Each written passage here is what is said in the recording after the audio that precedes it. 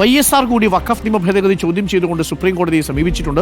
YSR Congress ആന്ധ്രാപ്രദേശിൽ ഒരു കൂട്ടം ഹർജികൾ സുപ്രീം കോടതി മറ്റന്നാൾ പരിഗണിക്കുന്നുണ്ട്. ഇതടക്കം ഹർജികളെ എതിർത്ത് കക്ഷി ചേരാൻ രാജസ്ഥാനും മഹാരാഷ്ട്രയും ആസാമും ഈ 3 സംസ്ഥാനങ്ങളും സുപ്രീം കോടതിയിൽ അപേക്ഷയും നൽകിയിട്ടുണ്ട്. പി. സുനിൽ ഡൽഹിയിൽ തുടരുന്നുണ്ട്. കൂടുതൽ വിവരങ്ങൾ പി. സുനിൽ, വഖഫ് നിയമ ഭേദഗതിയുമായി ബന്ധപ്പെട്ടുകൊണ്ട് ഒരു തരത്തിൽ പ്രത്യക്ഷ സമരം നടക്കുന്നു. മറുഭാഗത്ത് കോടതിയിൽ ഏറ്റുമുട്ടാൻ ഒരുങ്ങുമ്പോഴാണ് YSR കോൺഗ്രസ് കൂടി ഇപ്പോൾ ഈ നിയമ ഭേദഗതിക്കെതിരെ സുപ്രീം കോടതിയെ സമീപിച്ചിരിക്കുന്നത്. അതൊരു പ്രത്യേകിച്ചും ഒരു രാഷ്ട്രീയ വാർത്തയാണ്. NDAയുടെ സോഫ്റ്റ് അനുകൂല നിലപാട് സ്വീകരിക്കുന്ന YSR കോൺഗ്രസ് ആ അർത്ഥത്തിലൊരു നീക്കം നടത്തുന്നുണ്ടെങ്കിൽ മറ്റു കക്ഷികളും അങ്ങനെ ആലോചിക്കും ഒരുപക്ഷെ എന്ന സൂചനയാണോ ഇനി നൽകുന്നത്?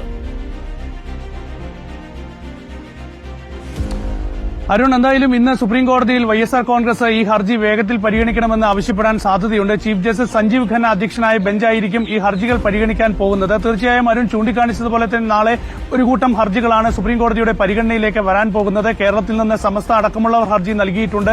ഇന്ത്യ സഖ്യത്തിലെ പാർട്ടികളൊക്കെ തന്നെ ഹർജികൾ നൽകിയിട്ടുണ്ട്. ഇപ്പോൾ YSR കോൺഗ്രസ് നേരത്തെ പാർലമെന്റിൽ ഈ വഖഫ് ബില്ലിനെ എതിർത്ത് വോട്ട് ചെയ്ത പാർട്ടിയാണ്. അപ്പോൾ YSR കോൺഗ്രസ് കൂടി ഇപ്പോൾ സുപ്രീം കോടതിയിൽ ഈ കേസിൽ ഹർജി നൽകിയിരിക്കുകയാണ്. ഇതിനെതിർത്തുള്ള ഹർജികൾ കൂടി വരാൻ പോകുന്നത്. ഏതായാലും വലിയൊരു നിയമ പോരാട്ടം ഈ വിഷയത്തിൽ സുപ്രീം കോടതിയിൽ നടക്കും എന്ന കാര്യത്തിൽ യാതൊരു സംശയവുമില്ല.